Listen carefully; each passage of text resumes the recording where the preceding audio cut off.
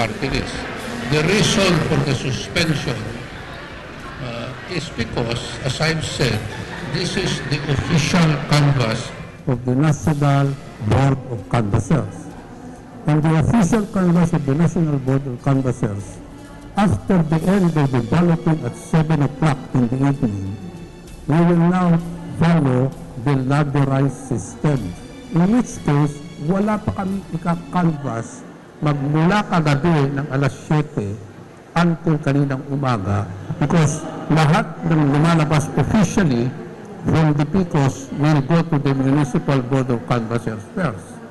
Tapos pupunta sa Provincial Board of Canvassers bago dumating dito.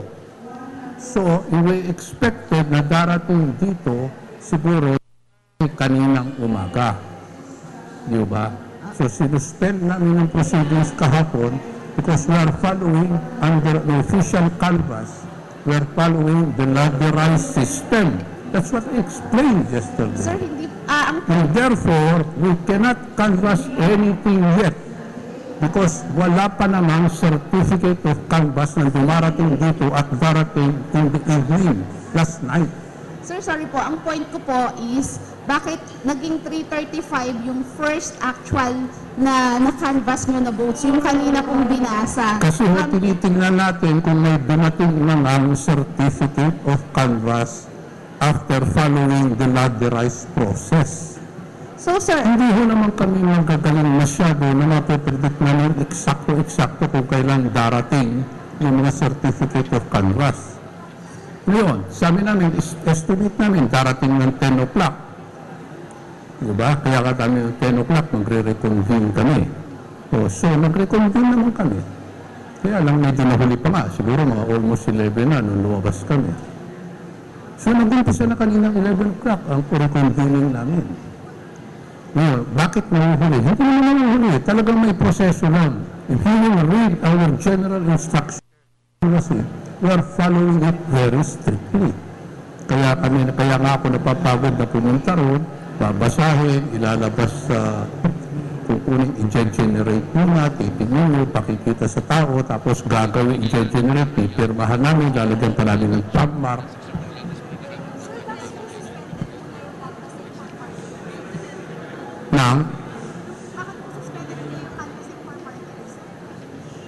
Hindi ba in-announce ko na nga, we're suspending it because pag pinagsasabayin namin, nagkakaroon na din senatorial dahil mukhang maraming issue sa party list.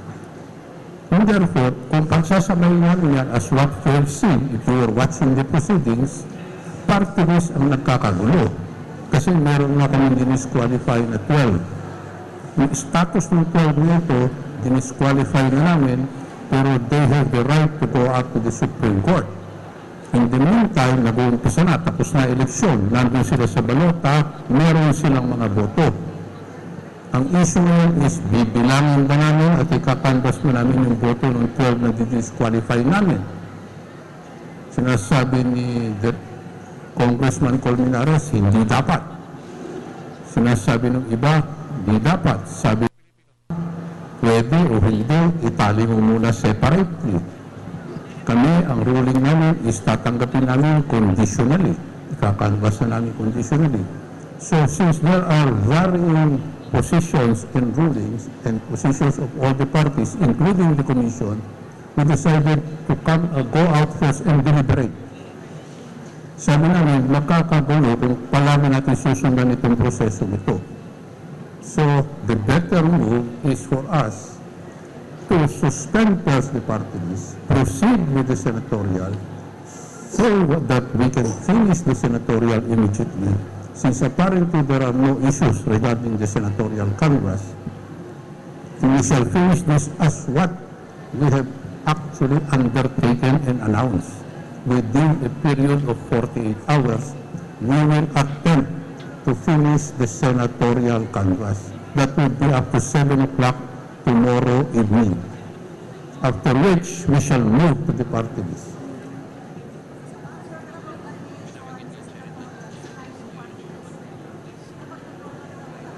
Ngayon, if we will be able to proclaim. Kung hindi man namin mag-proclaim lahat, because that's also a possibility, that we will not be able to proclaim all the senators by 7 o'clock tomorrow evening, then we will continue, but we will start with the party list already kasi konti na lang naiiwan sa senatorial. Yun na lang naiiwan na konti, isa o dalawa o tatlo. Ano pa?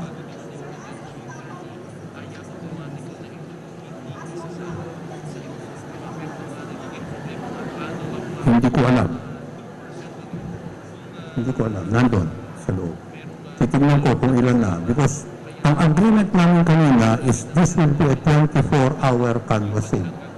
And we are not all expected to be sitting down there, the 7 of us, that we will be sitting down there and then watching all the entire process. So what we did was during lunchtime, we agreed that we will create 3 committees, 3 special committees of 2 member seats. So we'll sit down during the canvassing, but all the rest are available on call.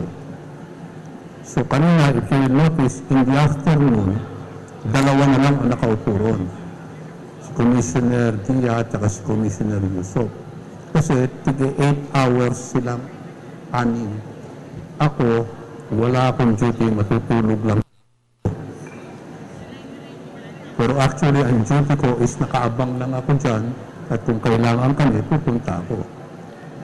And I will be reserved for each and every committee. So, may lakad ang isa, uupo ako ron. Para palaging may dalawa. If there is a required voting, then all of us will be here, or at least a majority of us will be here, so that we can resolve immediately the issue.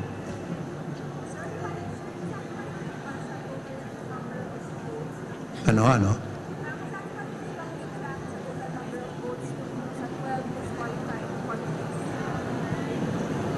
Pero sinabi na namin kanina yung uulitin ko pa, conditional nga ang acceptance ang canvas. Kasi mag-aantay pa kami ng ruling ng Supreme Court kung may aakyat sa Supreme Court. Ano ba ang sinasabi ng bibilang? Hindi na namin binibilang eh. Kina-conditional canvas namin. Ibig sabihin, it is subject to a ruling of the Supreme Court. Ang binibilang namin officially is yung senators at saka yung 83 plus 24, 111. Yun ang binibilang namin officially. These are the parties that we have officially accredited. The remaining 12 are not officially canvassing any of their votes. As yet, conditional lang na tinatanggap namin yan until such time that there will be a position taken by the Supreme Court kung may aakyat sa Supreme Court.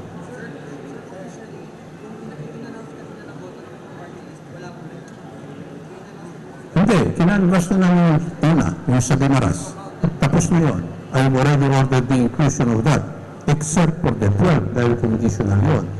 After that, ang susunod na yun, na itutuloy namin, will already cover only the senators.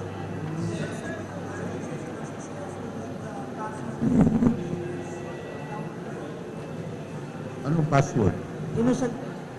So yung initialization ng CCS would require the password of 3 commissioners, is that right? Tapos na initialization kahapon. Okay. So when you key in, kasi di ba pag na-automatically nag-disconnect after nag-idle yung system, so the commissioner needs to enter the password. How many commissioners need the password for the CCS to be online again? Ewan ko. Wala akong alam na gano'n na automatically nagsesara. Hindi ko alam. Checkin ko mamaya. Sir, Chair lang, excuse me po. Kung sakali po makapag-proclaim na kayo ng senators tomorrow, may timeline po ba kayo kung kailan tayo makapag-proklama ng mga party list? Wala kaming time frame. Kasi actually, ang time frame din is we will, as much as possible, finish all of this. All of us want to take a rest. So we want to proclaim everybody and finish it all up. No? So the earlier that we finish the party list proclamation, the better for everybody. So tapusin na lang namin. Pero in the same manner that we're moving actually with dispatch, in the case of the senators, we shall likewise be doing the same for the party list. Ang nakaka-delay lang ng konti rito is yung 12 na dinisqualify namin. Pero hindi naman siguro magiging problema yun eh. Kasi diniscuss na namin yung kahapon pa at kanina. And in fact, we have explained it already to Congressman Colmenares. Kaya lang, talaga magkakaroon ng problema. For so many clarifications will always, everybody will want clarifications. So para hindi lang tayo madelay, kasi ito yung nangyari. Isa pa lang natatapos namin, when in fact, but even now, if we will start now, we shall still be able to catch up with our deadline or with our projection, 7 o'clock tomorrow evening. Sir, hindi daw pwedeng isuspend yung pag-canvas sa vote ng party list dahil under the law, once na pumasok na yung COC, dapat daw ay canvas na yun. Sino may sabi? May mga election lawyer ho na nagsabi. Sino? Election lawyers. Sino election lawyer? Ayaw mo magpa-mention. Eh, hindi ko rin naman sasagutin kung ayaw niya magpa-mention. Baka naman hindi siya election lawyer. Sir, siya. Ayaw mo pa-mention. Kasabi niya, baka naman hindi siya election lawyer. Kilala ko halos lahat ng election lawyer. Sir, kilala niyo. Sino? Kilala niyo. Friend niyo. Kaibigan Ba't niyo. hindi pa siya magtanong dito kung gusto niya? Under the law daw, sir, hindi pwedeng suspend. Ano? Hindi daw pwedeng suspend. Once na pumasok na yung COC, dapat daw diretso yung pag-canvas. Hindi umakal siya sa Supreme Court. Sinuspend na namin. Okay. Appeal sa... O kasi kinancel namin as senior citizen. It's part of the 12. Sir, projection nyo pa rin, sir. Sir, kung projection nyo pa rin to proclaim the senators by tomorrow, 7 p.m. Oo, Sir, kasi nyo na tingnan po mo, sila. habang nagkukwentuhan tayo rito o habang nagkukwen dyan, pumapasok mo lahat yan eh. Naiipon naman lahat yan eh. Mabilis naman ang projection yan eh. You've sent out, kailan kayo magsasend ng invitation sa kanila to come over? Kailan ang ano? You send out invitations Siguro to them. bukas ng umaga. Before lunch, baka makapagpadala na kami ng invitasyon. Kasi ipo-project namin yan ngayong gabi. Makikita natin kung ilan ang papasok. Voter turnout, ang initial report ko is almost the same as 2010. About 75. About 75, no? What I'm saying is that apparently mukhang halos pareho. Projection pa lang ito, hindi pa kwan, estimated. So it could be lower, it could even be higher.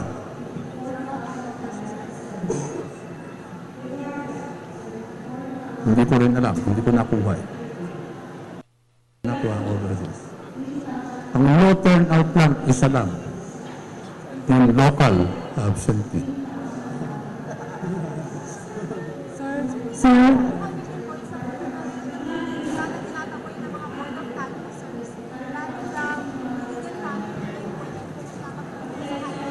Nare-receive din namin yung report noon na medyo pinalalabas during canvassing. Ay, hindi ho namin makokontrolan yun, ano? Hindi namin makokontrolan. But what we're trying to say is that kung may nangyayaring gano'n, I think the media should report it so that it can reach us so we can give instructions to the board of canvassers. Hindi naman dapat itinabo. Dapat na siguro palabasin. Kung magulo ang media, kagaya ng ginawa ng bumiboto si Mayor Erap, hindi na presidente, mayor na eh. Ano sir, yung dinadahilan daw po immediate family lang daw yung pwedeng pumasok sa canvassing area. May ganun bang ano? Marami yung kanya-kanyang board of canvassers yan. Makakakita ko kayo ng ibang klaseng board of canvassers. Yung mga hindi immediate family nga eh. Yung iba, yun lang asawa nila pwede pumasok. Yung iba, lahat ng kamag-anak lang nila. Yung iba, immediate board. Yung minsan, lahat ng alaga sa buhay. Kanya-kanya. Hindi naman natin makukontrolan. There are how many boards of canvassers do we have in the country? There are municipal boards, there are city boards, there are provincial boards. So sir, kayo, wala naman kayong order na bawal yung media? Ano That is why, kaya nga meron ho tayong guidelines for the boards of canvassers. So they should know. They should know what to do. And remember, all the boards of canvassers are supposed to be presided over by our election officers or our provincial election supervisors. Alam nila ang rules. Kaya kung hindi nila papapasukin ng media, they might have a basis for not allowing it. Hindi naman kami pwede mag-conclude kaagad na may nangyari. Hindi namin alam kung ano nangyari. So, meron pa ba? Sir, can the PPCRV still conduct their own unofficial canvassing since nag-start na yung NBOC? Oo naman. Tuloy-tuloy lang. Remember, the PPCRV count is actually the unofficial count because they have the server sa transparency nando sa kanila eh. Diba? So, okay lang po yun. Hindi lang naman. There are several. We have the transparency server, we have the mirror of the transparency, we have our own server, which is the COMELEC server, or what we call the central server, and we have the official canvas count, which goes to the ladderized system. Napakamaraming servers. Kaya hindi naman pare-pareho lumalabas eh. Ano pa? Sir, Sa kaso ng PRNM, bakit kailangan person magpaalam para O ang tanong, bakit to sa ARMM kailangan pa dumaan sa akin as chairman bago sila pwede mag-proclaim? In case of hindi complete, nililiwanag ko. Kasi the boards of canvassers under our rules can proclaim once everything is complete, 100%. Walang kailangan permiso yan. Pero if we will lower the threshold, if it is lower than 100%, then it will require, previously it will require the consent or the approval of our National Support Center getting the guidelines from the Commission. Pero inamend na namin kanina yan doon sa 9700. Sinabi namin, kayong mag-proclaim, mag-canvass, even if there is no 100% results as yet. For as long as the results based on the computation of the Board of Canvassers will not be affected anymore. But, parang may FYI lang sila sa amin. Para alam namin na nag-proclaim na sila, may report. Special lang po yung regional. Ang nakalagay lang doon, nakadagdag, before they can proclaim less than the 100% threshold, is magkakaroon lang ng go signal ang chairman ng Commission on Elections. Ako po yun. Bakit po ako? Ewan ko, ako pinili. Hindi ko naman gusto. No, because special laws. This is the first election where the armed elections will be synchronized with the national elections. So gusto lang po namin pakita that we are giving some significance to the ARMM as a regional autonomous government. Binibigyan po natin ng special attention ating Muslim. So we give them importance by giving the go signal of the highest official of the Commission on Election para ho pag napunta, alam niya na mayroong special attention na binigay ang Commission on Election sa kanya at sa lahat ng regional officials. Kung gagawin natin lahat ng ipoproclaim less than the threshold, magpe-permiso sa chairman ng Commission on Elections, ikawawa naman ako. Kung lahat ng municipal board, provincial board, city board, pupunta pa sa akin, kawawa naman ako. Tama na yung isa na lang.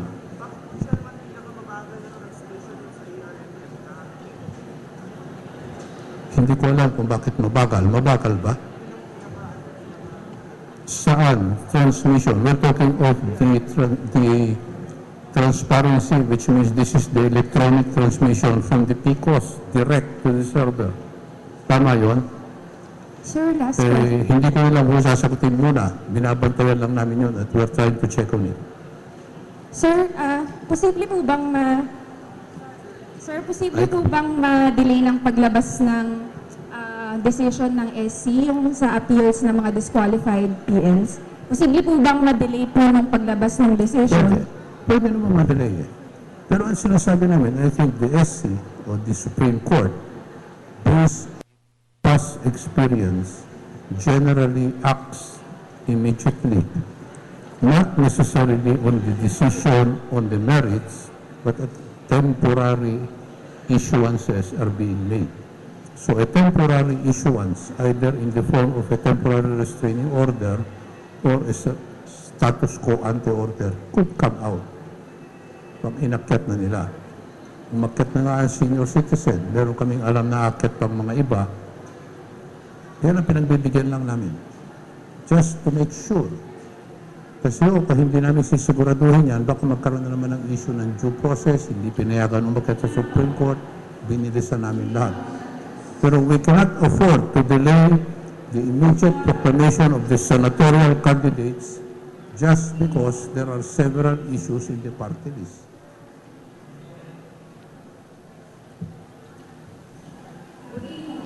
Sir, Meron pa?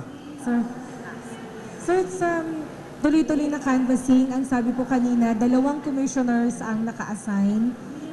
Sir, bakit po 2 lang? Hindi ba kailangan majority para kung sakali merong questions? Nandito kami.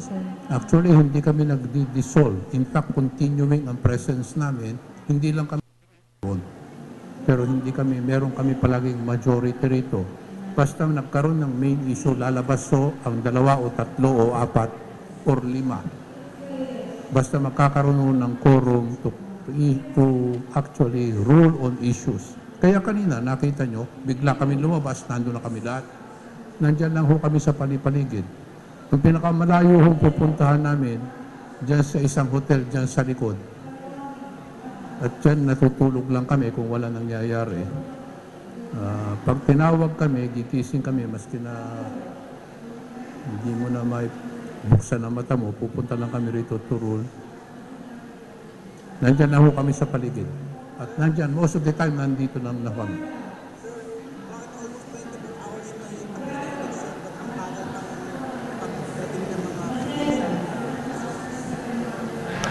Tinatanong, bakit 24 hours na raw, mabakal pa raw ang pagdating ng results.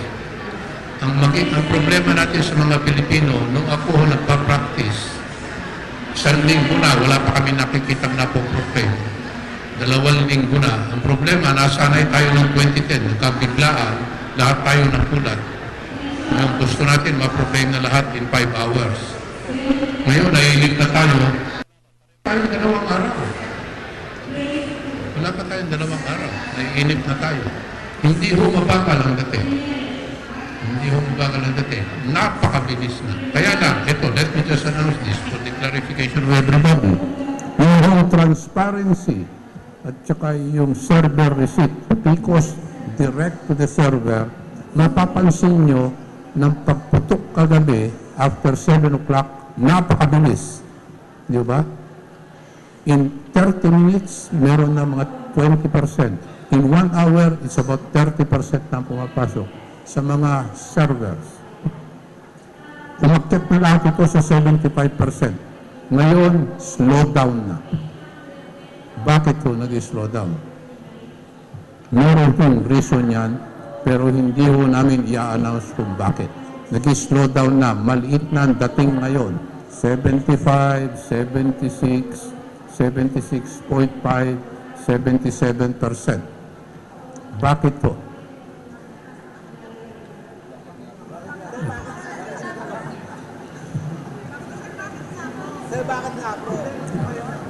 Hindi problema. Kasi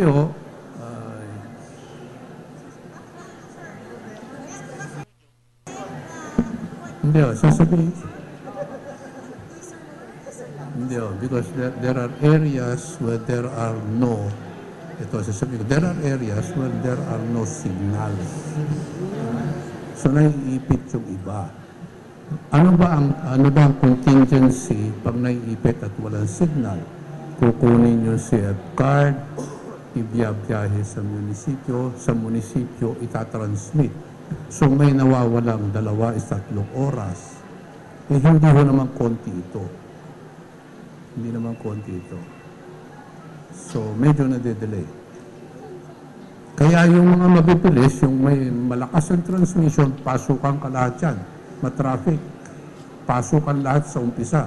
Pero as we move on, yung mga nahuhuli na, ito yung mahina ang transmission, yung walang transmission, hihina na. So ngayon, humihina na talaga.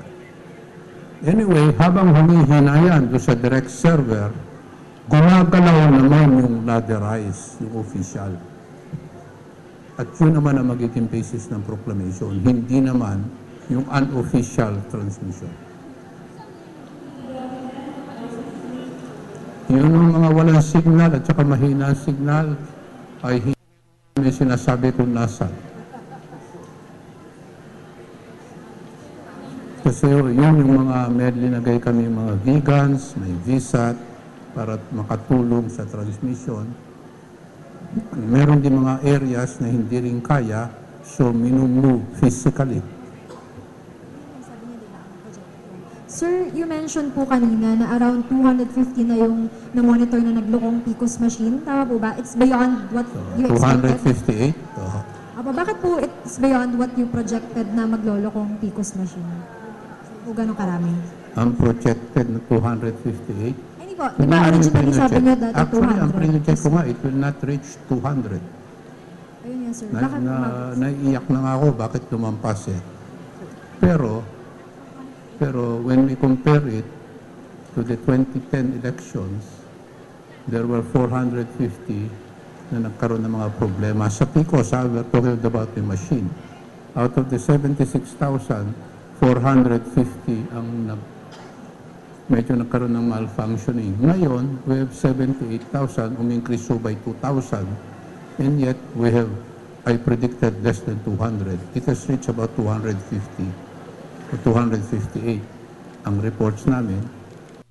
Naman, ang pinagdadasal ko lang, hindi na sana umakyot. Hindi pa naman kumpleto, pero I don't think it will reach over 300. When I say malfunctions of the machine, it involves only the machine. Hindi ho yung delays by reason of human errors.